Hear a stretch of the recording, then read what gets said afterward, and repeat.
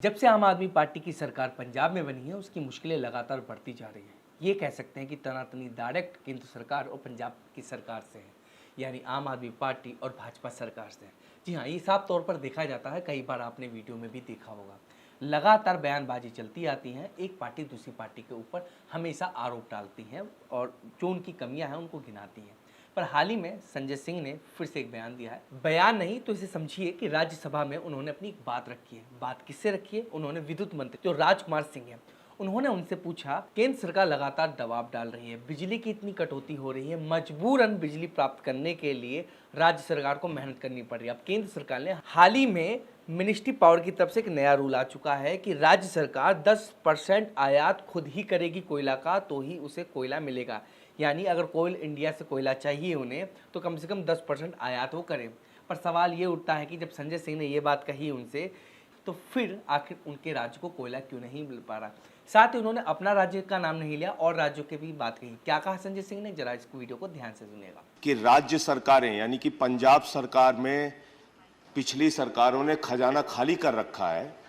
10% आपने आयात का नियम बाध्यकारी कर दिया और ये कह दिया कि अगर आप 10% कोयला आयात नहीं करते तो आपको कोयला, हिंदुस्तान का कोयला, कोल इंडिया का कोयला नहीं मिलेगा।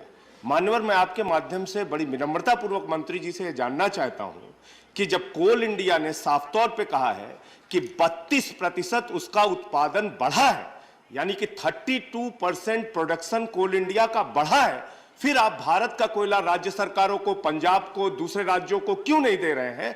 क्यों आप विदेशों से कोयला आयात करने के लिए राज्यों को बाध्य कर रहे हैं? तो जैसा कि आपने वीडियो में देखा, संजय सिंह ने अपनी पूरी बात कही। उसके बाद विद्युत मंत्री यानी राजकुमार सिंह ने क्या अपने उस बात पर क्या जवाब दिया, जरा ये भी सुन लीजिए आप।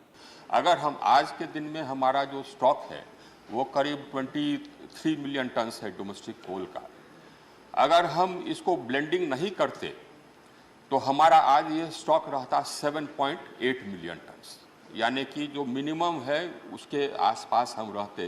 जो स्थिति आ गई थी पिछले अक्टूबर महीने में, जो सबको याद है, जिस समय कि 8 मिलियन टन घट करके हो गया था, तो उतने तक आया था। अभी भी प्रतिदिन जो एवरेज हमारे पिछले 3 महीने का रहा है, ये पिछले महीने या जो जुलाई खत्म हुआ उसमें प्रतिदिन जो हमारा कोयले का कंजम्पशन है और डोमेस्टिक कोल का जो अराइवल है उसमें करीब 1,20,000 टन का शॉर्टफॉल है।